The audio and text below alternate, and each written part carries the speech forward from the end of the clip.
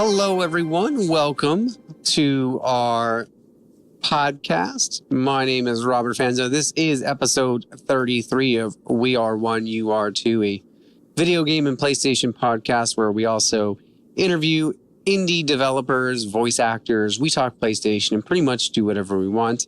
Again, I'm your host, Rob Fanzo. And joining me once again, he only plays Rocket League once a week now, Matt Rhodes. I don't think that's correct. Too much. I don't know. Heyo, but hello. Heyo. How are you doing today? I'm good.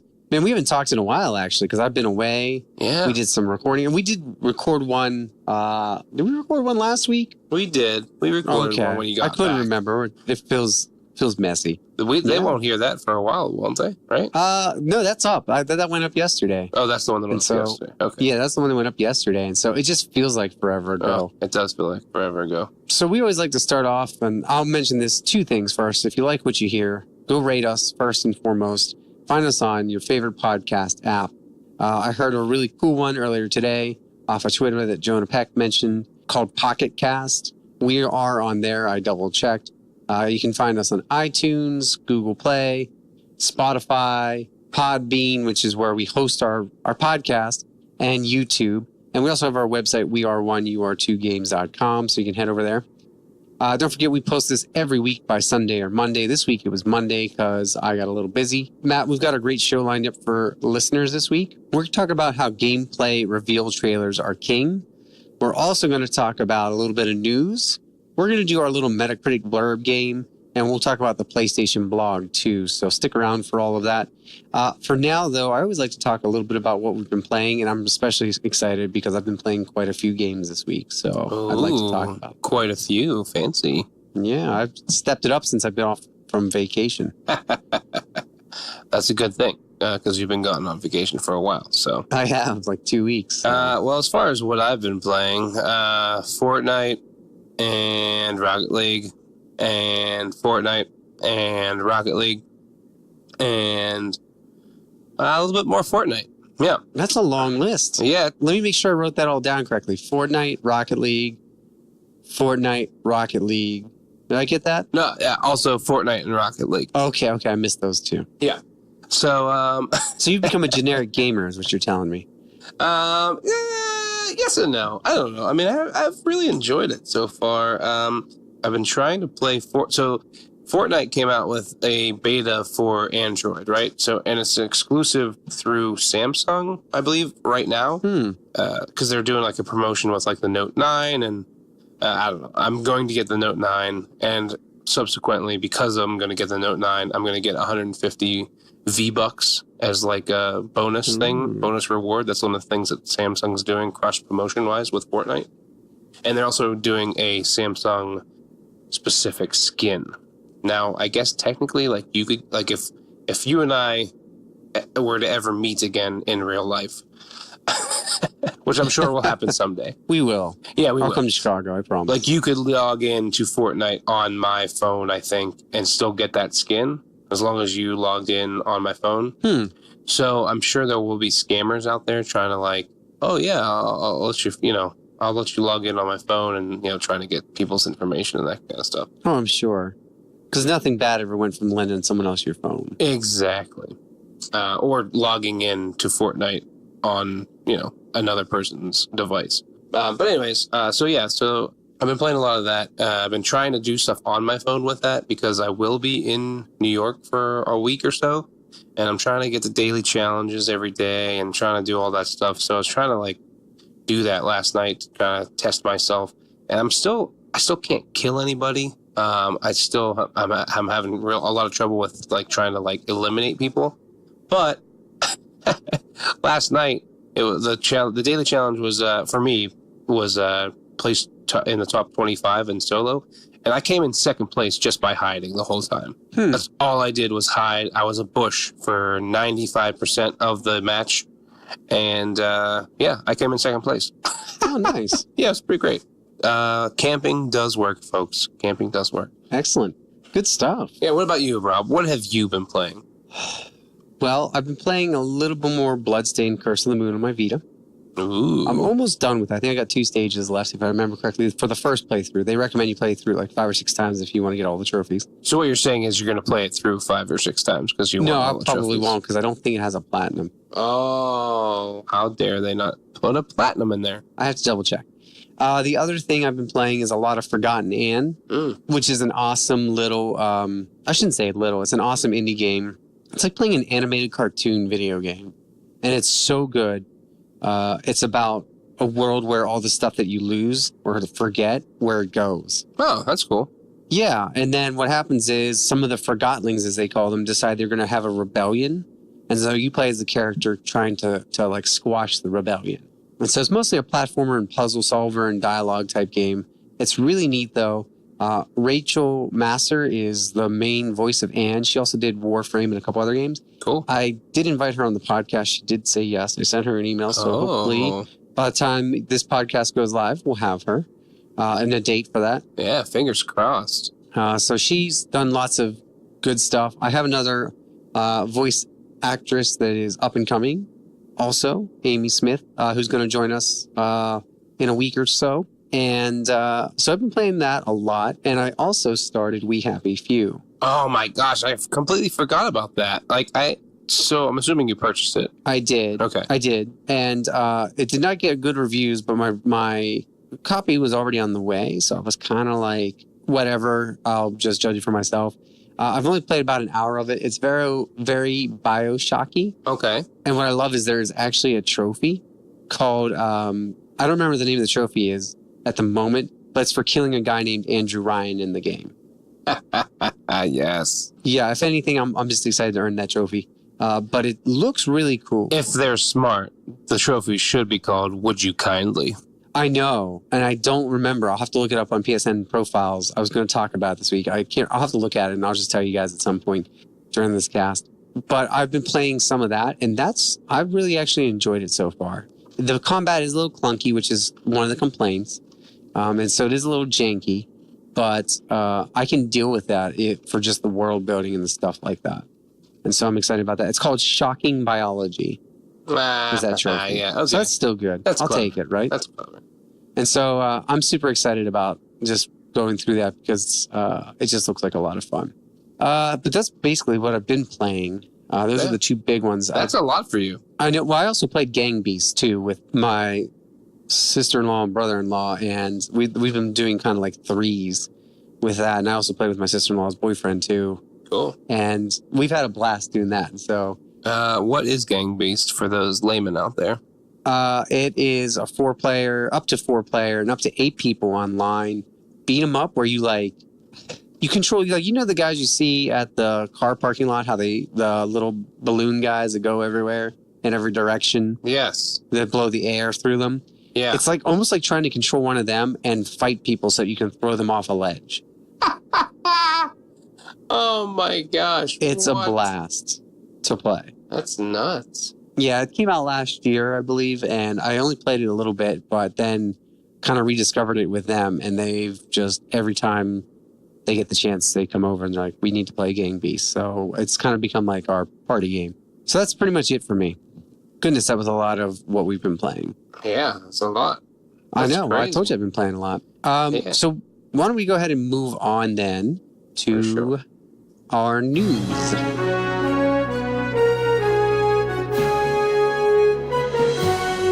So this is the PS-news. So we're going to talk about this, take care of this, and then we'll move into our PlayStation blog as we like to do. We're switching things up the last couple of weeks. And so, Matt, you want to take this first story since it seems like it's so relevant to your life? Yeah, the first one's we're going to talk about is Sony stalling and their tactics. Their stalling tactics for crossplay have worked. They kind of have released vague little statements about, oh, well, maybe we will, maybe we won't. and now the hype is gone, right? And we talked about this in a couple episodes ago, did we not? Yes. About we'll find out in a couple weeks if this is actually going to change things because it's such a huge game like Fortnite, or if it's going to be or stay the same because people weren't uproarious enough, didn't cause enough kerfuffle to sway Sony's decision. And I don't think that happened. It did, or definitely didn't happen. So because of their vague statements to kind of appease people, and oh yeah, we realize that you this is something that you want. Okay, that doesn't say anything.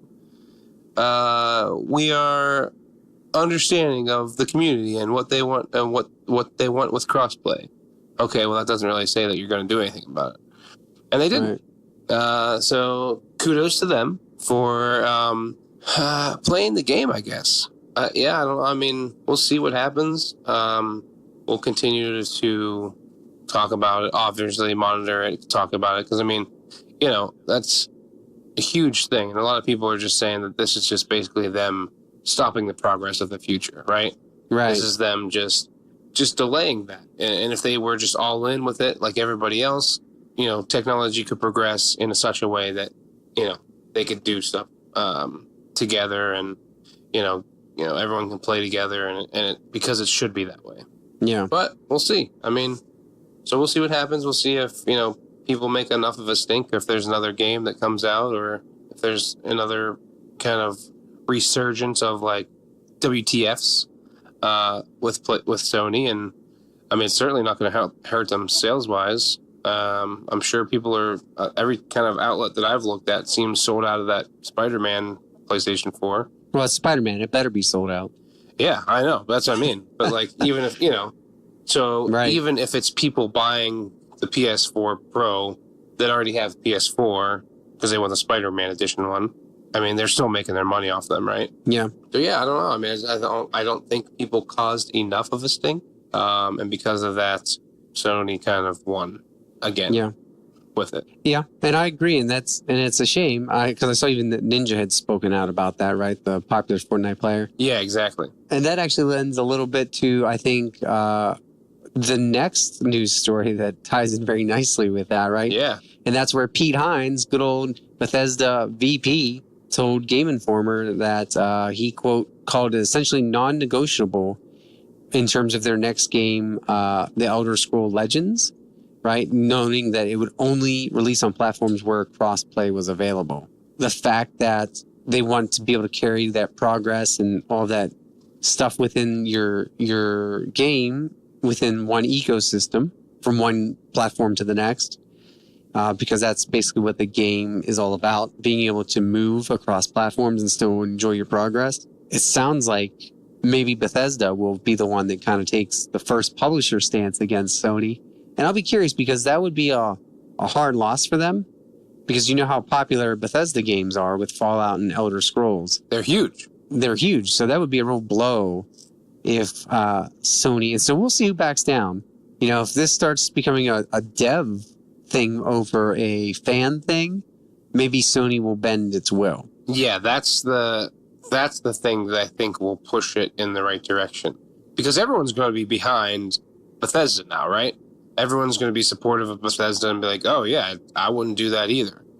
However, who's it going to hurt in the long run? I don't think it's going to be Sony. Obviously, Bethesda is a huge company. They know what they're doing in regards to this, you know, putting their foot down. Obviously, they're going to, you know, they already have Fallout 76 coming. They had to omit crossplay in that because Sony wouldn't allow it. But, you know, their game is clearly ready for that, but they're going to release it on PlayStation anyways, which I'm glad for, because I really want to play that. I've reserved it already, and I really I'm really excited for Fallout 76. But yeah, we'll see what that happens. I mean, I feel like if the more that big developers like this do that, then Sony might finally be like, all right, well, now we are actually losing money. It's not just a big stink in the community where we've already sold, you know, sold things, or we've already, you know, sold consoles. It's not affecting them, right? Right.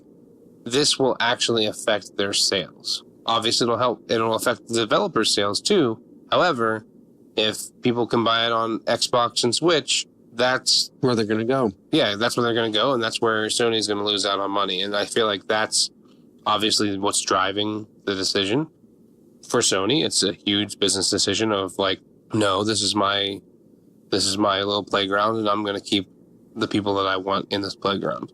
Now, what's interesting about that, though, and what I find kind of fascinating is that Bethesda is taking this hard stance now, but they've also, and this ties into another news story that we don't have listed there, but I did see today or yesterday, they backtracked on their review policy. Remember, they were going to quit sending out advanced review copies and say everyone gets at the same time?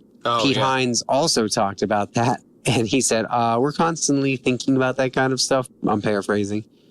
And he says, we realized it's too much the focal point. And he said, quote, we were tired of reading reviews where the first paragraph spent more time talking about our review policy than the game.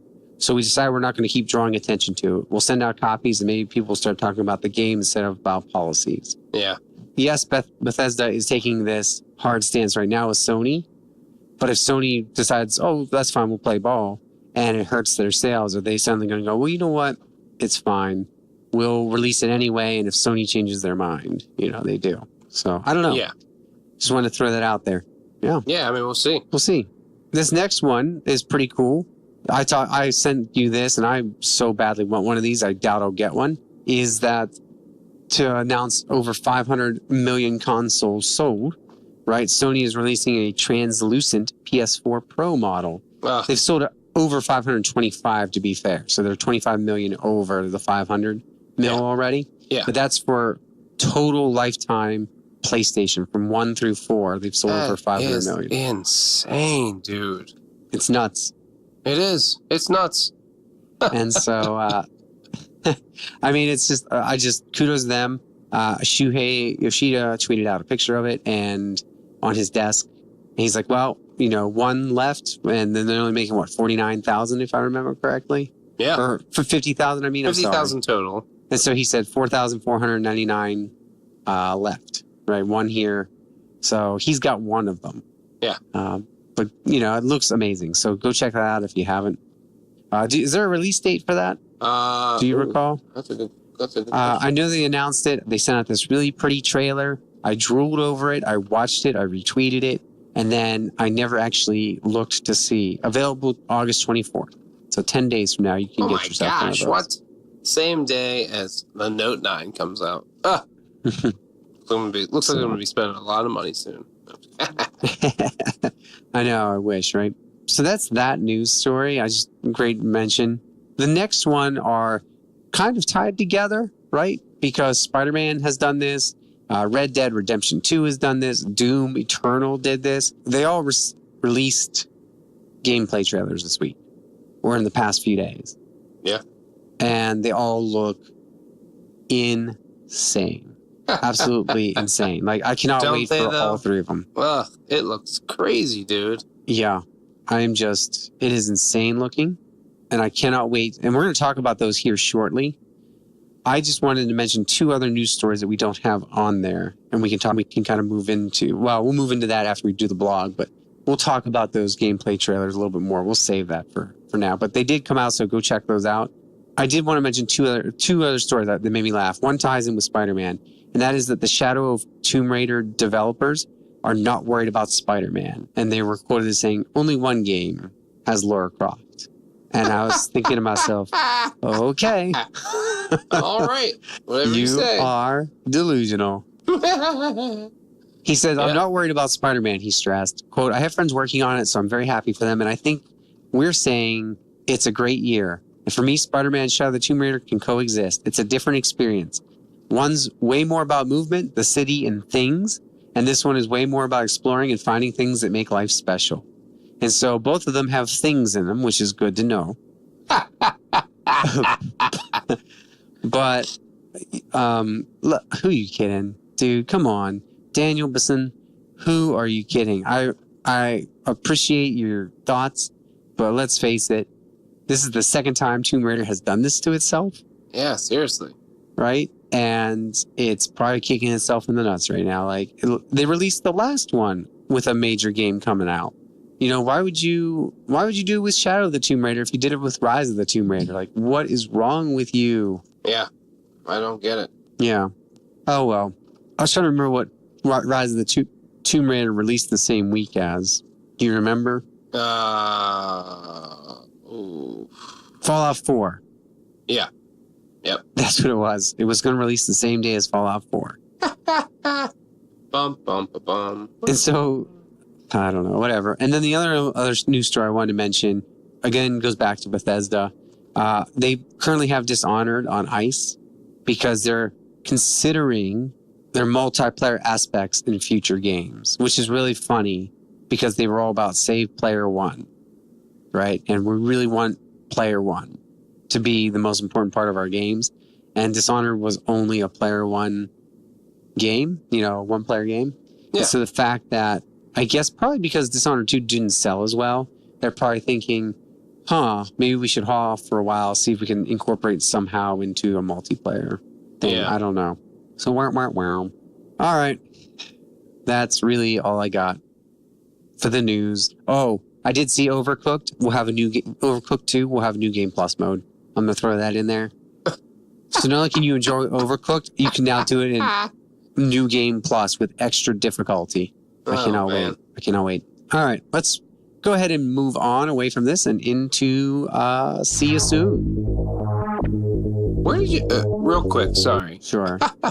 Where did you see about the release date? Because the only thing I could see is that the controller, the controller itself is August 24th. I don't see that until maybe PS4. I just read, maybe I apologize. Yeah. Before we move on, maybe I read that wrong. Let me scan.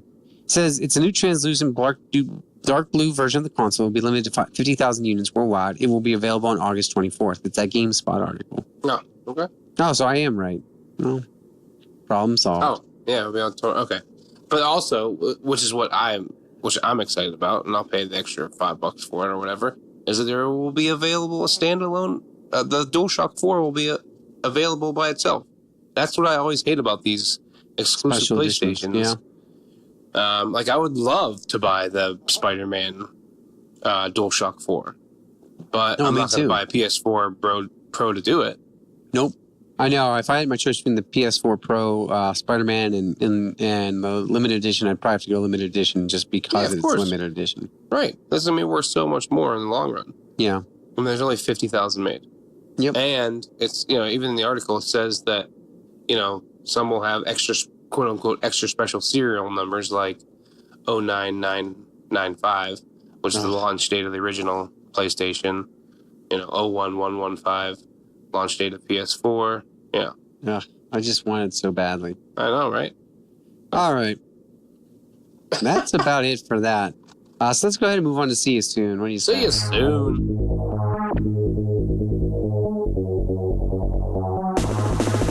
So this is where we go ahead and we talk about the games that are coming out this week. And this is perfect because we are recording on a Tuesday, which means a lot of these will be out.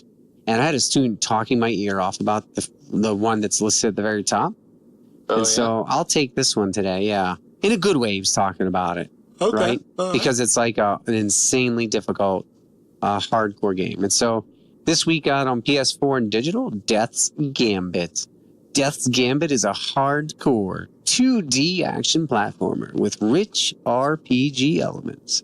Master the precise combat and confront the horrors that lurk deep within Cyrodiil. Ooh. Yeah, he was mentioning that today. He's like, you ever heard of it? And I was like, that sounds familiar. Why? Because it comes out this week. Well, next up is Detective Gallo, PS4 digital. Detective Gallo is a point-and-click comic noir adventure that is entirely hand-illustrated and hand-animated, and whose protagonist is a feathered and grumpy Private Eye. Ooh. I'm digging that, okay? I like point-and-clicks. I really do. I'm digging it because it's it's comic noir. Yeah. I like noir stories. And I'm also digging it because it looks like Dick Tracy if a chicken had stolen his outfit. Yes. All right. Not to be outdone by that, we've got Daggone Golfin'. PS4 digital. I like the wordplay there. I do too. Daggone Golfing is a fun pickup and play arcade golf game where cute dogs slap hockey pucks around the globe.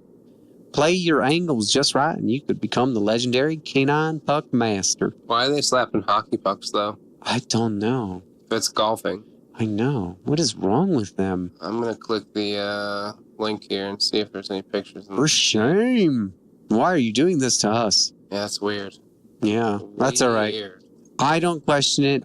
I don't make the rules here. I just live here. Yeah, you're right. Next up is Domino Craft VR. Yes. PSVR digital. Domino Craft is a casual VR game with user-generated content. Create domino formations just like in real life, but without the limits of time, space, and materials. You can also share your work with friends and have fun together. Without the limits of time. I like the sound of that. Sounds like time will freeze for me, and my world will cease to exist while I'm in that VR game. Well, that's pretty cool. It's not true. It's not going to happen. You will miss a lot of work and probably get fired from your job if you think that's going to happen. Well, it said time, space, and materials, and honestly, I only really need more of one of those. All right. Guns, Gore, and Cannoli 2. I love it. I love the first one. I just love when I read that title. It revives the good old action platform run and gun genre with humor added. In the sequel to Guns, Gore, and Cannoli, Vinnie Cannoli's story continues, and this time, it's personal. It's always personal. Come on. I know. Was it not personal in the first one? I guess not. I guess not. Oh, well. Oh, that was also out just on digital. Next up, Hero Defense. PS4 digital out 8/16. So it'll be out by the time you're listening to this. But give me a more generic name. 2 days away. Okay. And how about instead of Hero Defense, how about Amazing Defenders? Oh, wow. You really worked hard on that, I can tell. Yeah, thank you. Thank you so much. All right. In order to destroy the world's most powerful vampire, our team of slayers must impale, slash, tear, and burn through legions of undead hell-bent on world domination. I mean, it'd probably be fun. It does make me laugh when I see Hero Defense, because if I read that to you, you'd go, well, that sounds... I mean, you're obviously defending something, right? Yeah. I would not have guessed vampires. Correct. This next one is out on PS4 digital. It's out 8/17. It is Persian Knights, Sands of Wonder. In the absence of a mortally ill king, the Grand Vizier Saved rules the king, or Saved, I'm not sure, rules the kingdom with an iron fist. The young apothecary, Terra, decides to do conduct. Timeout. The young apothecary Terra decides to conduct her own investigation and discover the cause of the illness before it's too late. I think they meant to say decides to conduct her own investigation. I would say that's true, Robert. I will say to our listeners that he is not having a stroke. He is reading it as they typed it. Decides do conduct. To conduct. All right, here we go. Phantom Doctrine, PS4 digital. The year is 1983, so it's a while ago. The world teeters on the verge of destruction as the Cold War tightens its icy grip. East or west, trust no one, question everything. The fate of humanity rests in your hands as you pit spy versus spy in Phantom Doctrine. I think I've heard about that one. Also, why do they feel like they need to reiterate the name at the end of the description? I never understood that. I'm not sure. Let's find out if they do in this next one. Ready? State of Mind. Out on PS4 and digital, out 8/15. PS4 digital, I'm sorry. When mind and machine become one, what will remain of humanity? State of Mind is a futuristic... They didn't even wait. They got to the second sentence. State of Mind is a futuristic thriller game delving into transhumanism. The game explores a world torn between a dystopian material reality and a utopian virtual future. Nice. Nice. Super Nightriders. They cut right to the chase. Super Nightriders is a modern arcade racing game inspired by the retro classics. It's all about the traveling as far as possible while dodging rival riders and reaching each checkpoint before the time hits 0. That looks cool. Oh, that is PS4 digital, by the way. Yes. So this next one, Terra Tech. Explore, build, craft, and battle across alien worlds in this physics-based construction sandbox adventure. Scavenge, craft, buy new parts in order to survive and become the ultimate planetary prospector. See, they didn't need to use the name. No, they didn't. Just saying. Yep. Treadnuts. PS4 digital out 8/17. Gracefully pilot your tank through gorgeous arenas to land a deadly shot on your opponents. It's all about moving with style. That's amazing. 2 lousy sentences with exclamation points. All right. I'm digging the next name of this next one. Vroom kaboom. PS4 digital. I read it like half a second before you read it. But the way you said it with such fervor, it just oh my. I couldn't help but enjoy the reading. A tower rush with vehicles. Vroom kaboom.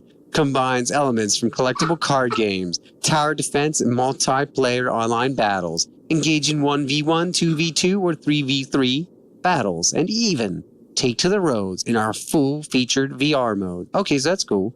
You get VR mode along with the regular base game. Good stuff. That's pretty cool, yeah. All right. Wailing Heights, PS4 digital.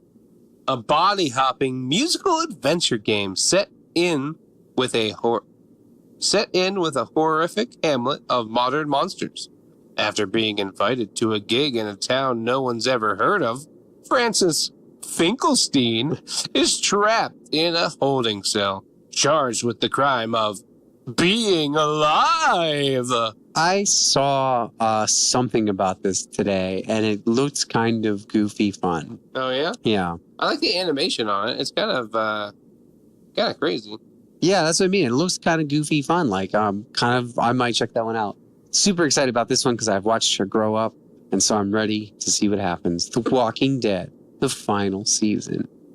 PS4 digital. Heartbreaking. After years on the road, facing threats both living and dead, a secluded school might finally be Clementine's chance for a home. But protecting it will mean sacrifice. In this gripping, emotional, final season, your choices will define your relationships and determine how Clementine's story ends. I'm not going to lie, though. I don't think I played the last season with her in it. I downloaded it and I never got to it. So this might motivate me because she looks like she went from like a cute little like 8-year-old to like an axe-wielding 18-year-old. So I'm sure there was like a 14-year-old in there that I missed. You know?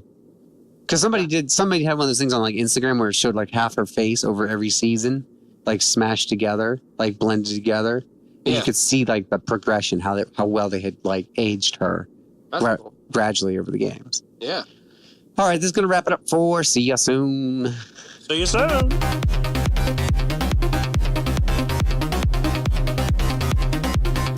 All right, Matt. It's time to talk. We're going to talk a little bit about our topic, and then we'll move into our Metacritic blurb, because I don't want to keep us too long here tonight.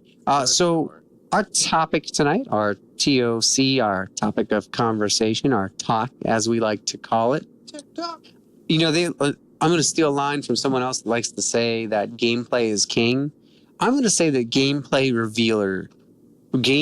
reveal trailers are king, because we had Spider-Man 4, which we've seen some gameplay before. We had our first look at Red Dead Redemption 2's gameplay in a reveal, and we had our Doom Eternal gameplay reveal instead of a trailer. And Matt, they have me super psyched to play all three of these, even more so. Like, Doom is the Doom game I never knew I needed again, right? Until I seen that.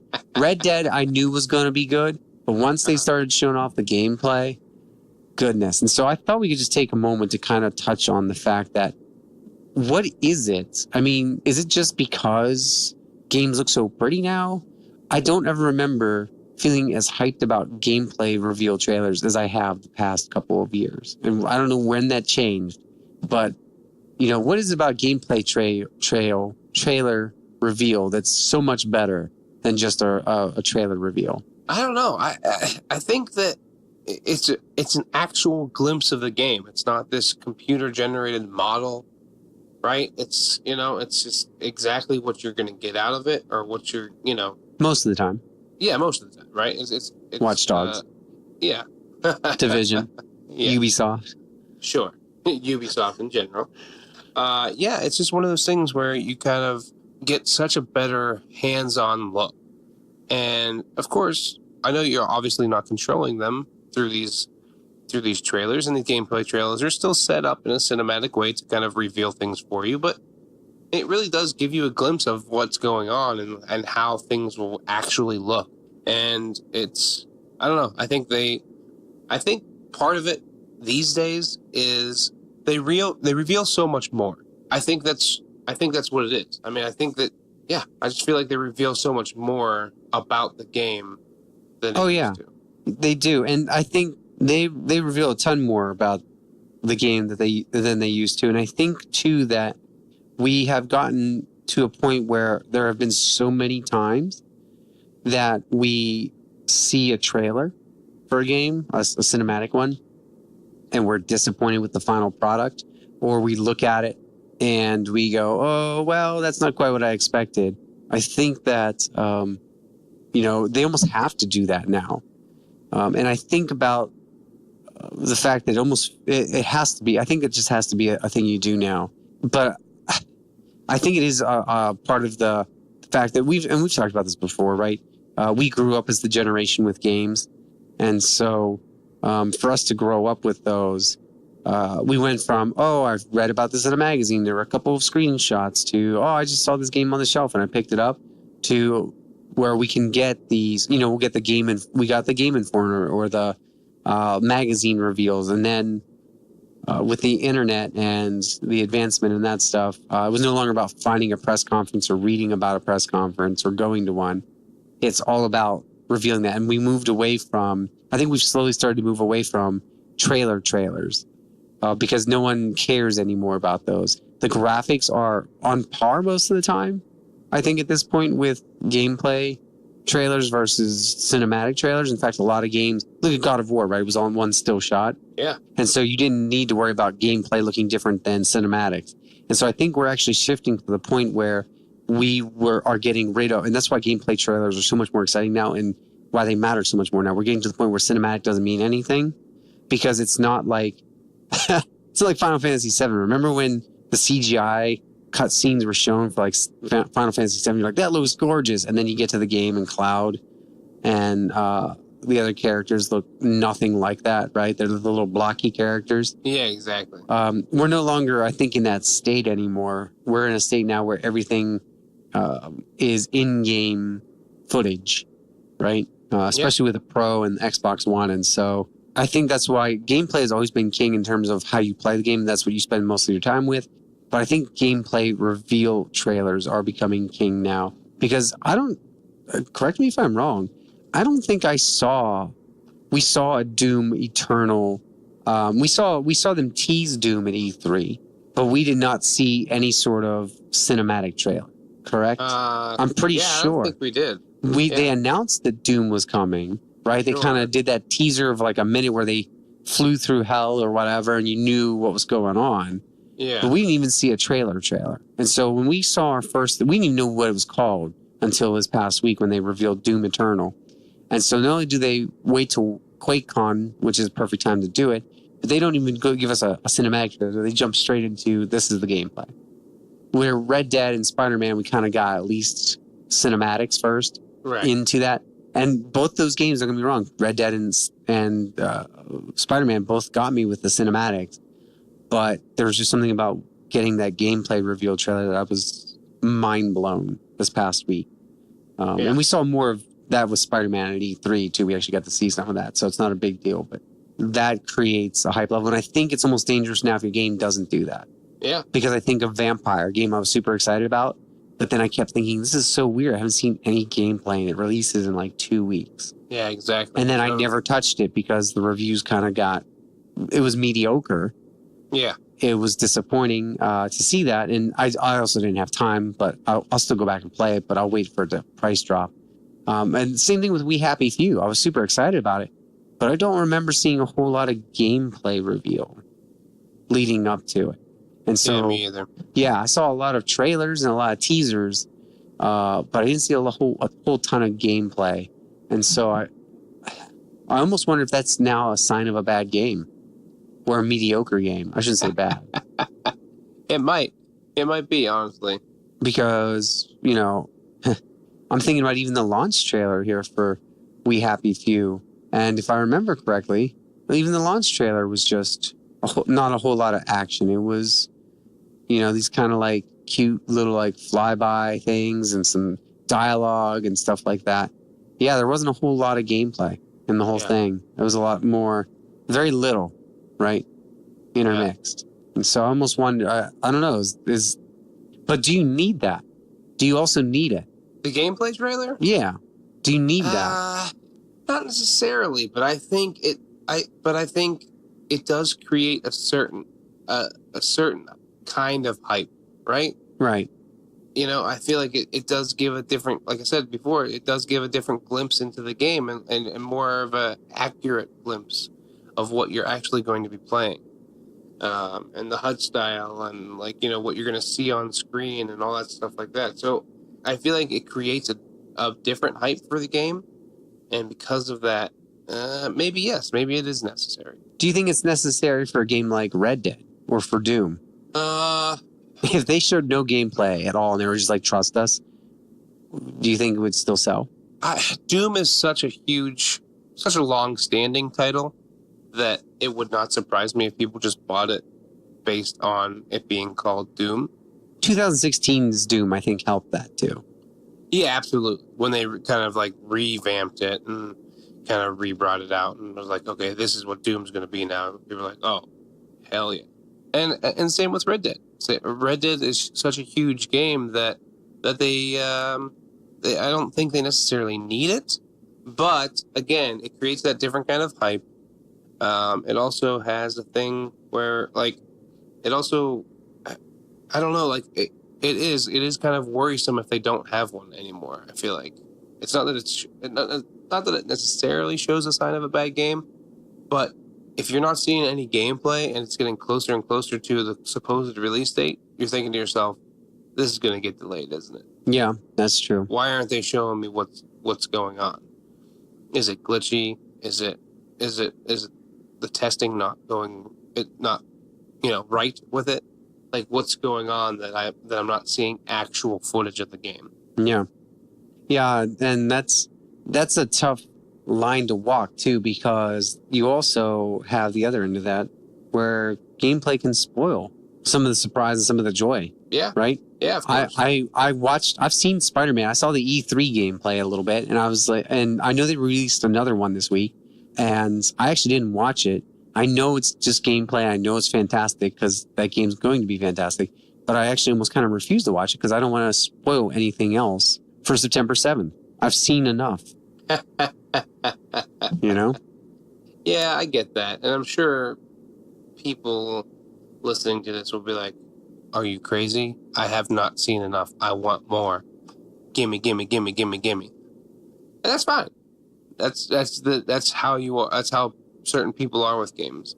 But yeah, a lot of the time, I personally don't watch those the first 20 minutes of the game. Well, I want to experience that for myself. Yeah. You know what I mean? Yeah. I don't want to watch some developer play it in a way that's actually realistically probably just a trailer, right? Yep. And not them actually playing it. It's kind of like timed out. So yeah, I don't know. I think for me, that stuff, I would like to see some gameplay. Yes, absolutely. But stuff that's like half hour, 45 minutes, hour long, I think is unnecessary for me as a gamer because I don't want that much of it revealed to me. How much is the sweet spot then? I'd say 7 to 10 minutes for me. Yeah, I agree. One time. I just need one solid 7 to 10 minutes. Like Red Dead did what, 6.5? Yeah, and they've got more coming out, they said. They've got, exactly, that, right. But they've done it in a smart way where they've created more hype for the next reveal trailer, right? And that's also a game that you'll probably spend 200 hours in if you want. Yeah. And so if you reveal 20 minutes to me, it's not that big of a deal. Yeah. I think 10% is fair, right? Yeah. So if we were going to buy percentage, I'd say 10% is good. Yeah. Well, that's less than 10, but yeah. Well, yeah, I mean, that's like 1% or less. Right, yeah, 1%. Yeah, I mean, like, well, if you're breaking it down actual minute wise, I mean, like, so it's 200 hours, but yeah, but yeah, no, I think like that would be a good equation of like a percentage of what you actually see. But I don't want, but again, I don't want stuff in the beginning. I don't want anything from the first 2 hours of the game. That's me experiencing the game myself. And you know what else I like about avoiding the first 2 hours of the game is, let's be honest, most of the time with that too, that's when your character's just getting started. When things are just getting started, show us somewhere for 7 minutes, somewhere ambiguously in the middle. Yeah. With something like Doom, where we have a few weapons to play with, a few toys to play with. Yeah. Or Red Dead, once we've gathered some stuff and we're able to really mess around in the world, right? And so I do agree with that, wholeheartedly, that I don't want to see the beginning. Certainly no one wants to see the end. Just show me somewhere in the middle where I've got some toys to play with. Exactly. And some things to do. And I'll be honest, even with something like Spider-Man, I'll use that as an example. Mission-wise, I actually don't want to see a whole mission played out. I want to see part of one played out. Yeah. And it can be a side quest or a side mission that's smaller, but I don't want to see a main mission played out. And so sometimes they'll do that where they play that and it ends on a cinematic and it cuts. But even for me, that's too much. I want and I know we're being maybe kind of picky here, but I would really prefer my gameplay to be as minimal as possible, as unintrusive as possible to the main experience. Yeah, of course. Because you want to experience that for yourself. You want it to be, I don't know, maybe just being greedy about, you wanting it to be a personal experience as opposed to, you knowing that I'm watching this on YouTube along with, how many millions of times this has already been viewed. You know what I mean? Right. I'd rather just immerse myself in the game by myself and enjoy it for what it is. But yeah, I do think, like, I don't know, like in the beginning they were showing like gameplay of like Spider-Man and stuff like that. And like there was a fight or two on a rooftop and like web slinging. That stuff makes sense to me, right? So like, but that's clearly a little side quest in an open world. You know what I mean? Yes. It's not like a main mission, and they revealed, like what you do in the first like 20 minutes of the game is take out one of the guys. And obviously you're going to open a game like that with something like that, with a big boss fight, because it's Spider-Man and the amount of enemies he has is numerous, as he even mentions in the game, or in the new gameplay trailer rather. He mentions about, does anybody in New York like me anymore? That's his exact tone of voice too. Yeah, exactly. Yeah. So yeah, I agree with you. Yeah. So I mean, I agree with you as well. I mean, as far as like, I think it should be a side mission, something that definitely shows part of the game, but is definitely not intrusive to the story arc or anything of that nature. Villain reveals obviously are much different. Like, like I said, like the new Spider-Man trailer, I think does that well. You see a glimpse of these characters that, if you're super into the comics, which a lot of people are, obviously, that they'll recognize right away, and they'll say, "Oh yeah, that's him. Oh sweet, he's in the game. Oh my gosh, this is great." I'm going to disagree there. That's where I don't want it. I don't want to know any of the villains if I can.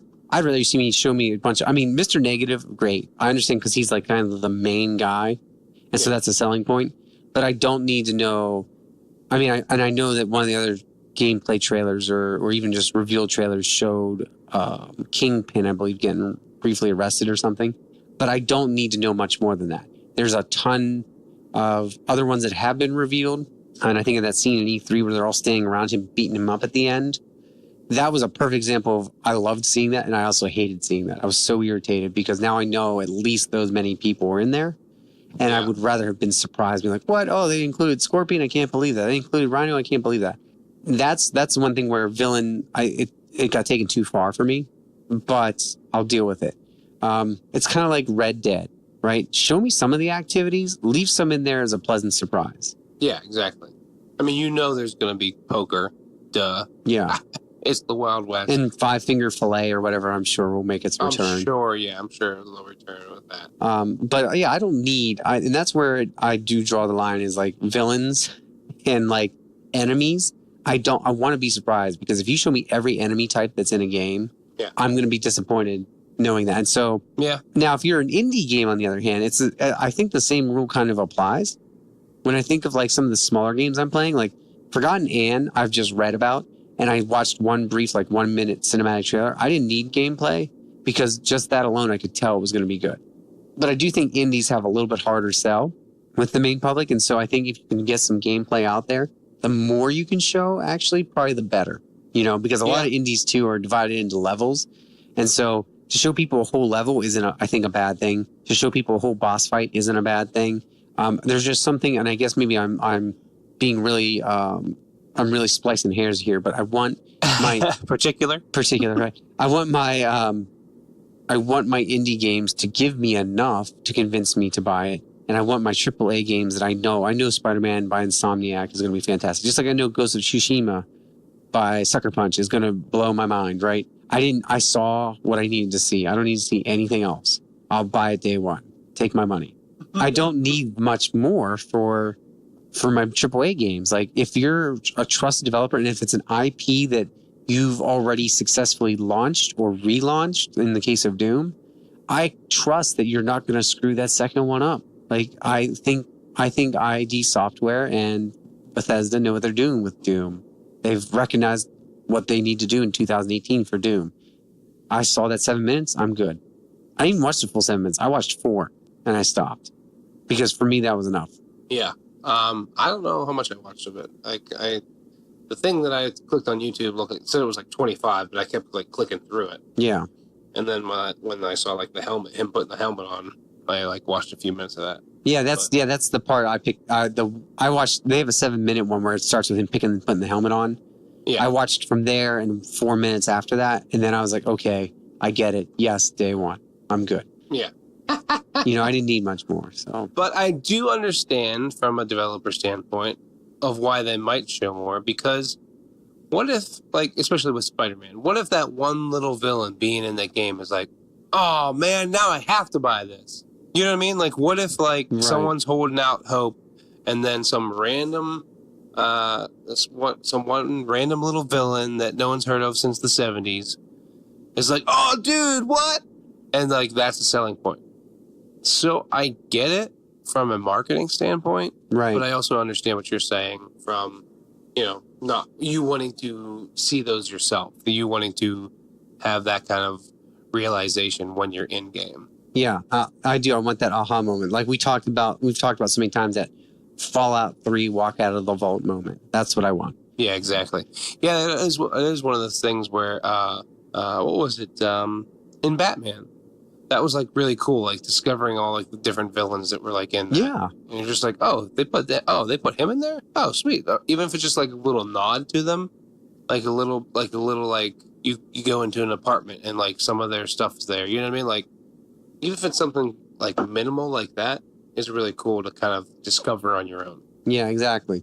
Well, that's all I've really got to say. I mean, I know we kind of just talked generically about it in a way, but I think I got to a really nuanced part with, I guess, my indies and things like that. I just feel that's so important to have that differentiation between those two, because one is working so hard to sell you. The other one is from a publisher you typically trust. And so you don't need as much, I think. Oh, yeah, exactly. The one thing I will ask you, and maybe this is a little bit too long ago to remember, what about trusted developers with new IP? Oh, yeah, Watch Dogs, Division. Yeah, I could have used a little bit more gameplay with those, because not that Watch Dogs disappointed. I think Division disappointed me at first. And so I think that's a good example. I think No Man's Sky would have been a better example, because you know what? I forgot to talk about that when we were talking about what we had played this week. I fired up No Man's Sky. Oh, wow. And it is amazing. Like, I don't know what it was like at launch. I'm sure it was probably terrible. That's why people hated it. But I'm having a blast with it. It's very chill.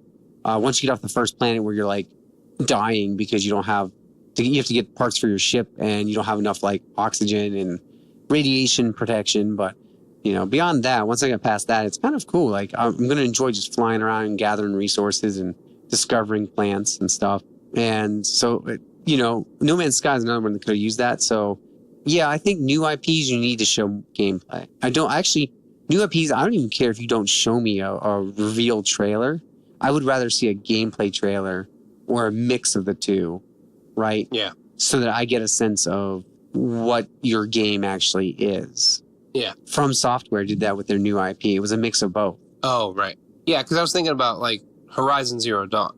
That's trusted, Sony-only developer. Right. In the games they kind of make, but it's a completely different genre. It's a completely different IP for them. So do you still trust them? Do you need to see a little bit more of it because it's something completely brand new? Yeah. I'm trying to think back like how much I actually saw of it, but every time I saw something, I was like, man, this game looks phenomenal. Yeah, and they did a great job with that reveal. That was a good way of definitely handling that the right way. Good example of that. Yeah. Yeah, I think those are some good examples there, right, of games that make sense the way that they revealed stuff and the way that they handled stuff. Yeah. All right. That's all I've got for the talk. That's all I got.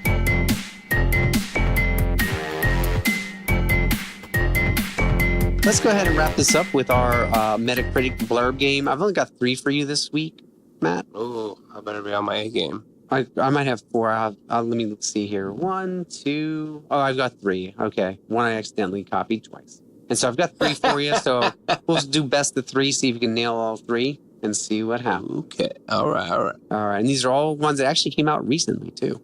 Oh, recently. Yeah. Okay. In fact, some of them came out within the past couple of weeks. Oh. And you'll see there's a theme here with them. Ooh. A theme. Okay. Yeah. All right. So, first up, Blank is a complete success. The more you dive into what this castle island has to offer, the higher the reward, while you battle thousands of monsters in unexpected ways. A true indie gem that any die-hard retro gamer will play forever. Castle Island? Yeah, that might be a little tricky there. This is a tough one, but it's a game I've been itching to play. Oh, what was the first one on? Oh, what was that first? It's not on the blog this week. I was going to say, yeah, from last week, though. It was the, what was it called?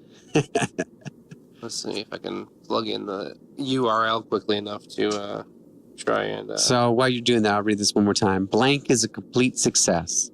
The more you dive into what this castle island has to offer, the higher the reward while you battle thousands of monsters in unexpected ways. A true indie gem that any die-hard retro gamer will play forever. Forever. Wow, that's crazy. I couldn't pull it up quick enough. Is it like Dead Cells or something like that? Dead Cells, that's it. Yes! I got it! Oh, man! Number 2. Listen carefully to the words. Blank. Oh, is that how I'm supposed to figure it out, Robert? Yes. Blank is like getting a second plate of your favorite dish. It is not a lot different from the first. Overcooked 2. Yep, but it is still so good. And now you can play online, which is a great addition, too. You figured out the theme yet? Indie games? Games I really want to play. Yeah. Oh, yeah. Indie games worked. Well, indie games are get spoiled by this last one. So those first 2 were technically more so. Sure. While only 1 episode in, I feel fully invested in where it goes from here. Blank's story still holds a lot of intrigue, and watching her grow makes it easy to overlook how much of this episode is simply setting up the pieces for what is sure to be a devastating sprint to the finish line. Oh, I'm going to be 3 for 3 Walking Dead final season Telltale. Yeah, that's it. Oh. The theme this week, all games Rob really wants to play. Ding, ding, ding, ding. So that's, that was a quick, easy one, quick, easy Metacritic blurb. And so all 3 of those were really positive reviews. I didn't find any, I could have found negative ones. I could have found some plagiarized ones, but I decided to skip those. I'm just kidding. I'm not, though. Well, it's a quick click over to IGN if you want to find a plagiarized review real quick. Ouch. Yeah. Yeah, unfortunately, we'll talk about that another time, maybe not. Yowza. Everybody else is talking about it, but it's just a rough situation there. So if you don't know what we're talking about, go look that up. Yeah, to fire an editor. All right, well, that's going to wrap it up for us. This is a We Are One, You Are Two podcast. I will say one more thing before we wrap it up, though. Absolutely. The one thing that I found as far as like the 5 million limited edition, 500,000? 500 million. Oh, okay. 500 you said 5 million. I was confused. Sorry, 500 million. Sorry. Is that it gets released in the UK on the 24th, I believe, but pre-orders for North America retailers will go live from the August 24th. All right. So August 24th is when you can pre-order, according to this website. That's the only thing I saw for North America. Because like everything I saw was like, it was like a, .uk or whatever. Fair enough. So we have to wait a little bit longer here in the United States, apparently. Whatever. But damn Brits. I am still super excited about the fact that they will sell the standalone controller. Yeah, me too. Because I will be buying. Me too. For sure. I don't think the headset's like cool enough for me to buy. I don't really haven't seen it as much, but because I have the anniversary one, I have the gray one. Yeah, same here. Yeah, so but I don't know. I don't think the 500 million one looks as good, but I'd agree. But yeah, all right. That's it. That's all. Well, thanks for a little update. I appreciate it. Yeah. So this has been episode 33. Remember, if you like what you hear, go find us on iTunes, Google Play, Stitcher, Patreon, Podbean, YouTube, Pocket Cast. Rate, like us, and subscribe us on all of those, not just one of them, so that we can really get our name out there. We'll be back probably next week with an indie interview. I'm setting that up with an Aussie, so we'll talk with her. And then hopefully we'll get Forgotten Anne's voice actor on here as well, because I really want to talk to her about that game. All right. That'd be awesome. Until next time, this has been a PlayStation Podcast, and game on. Game on.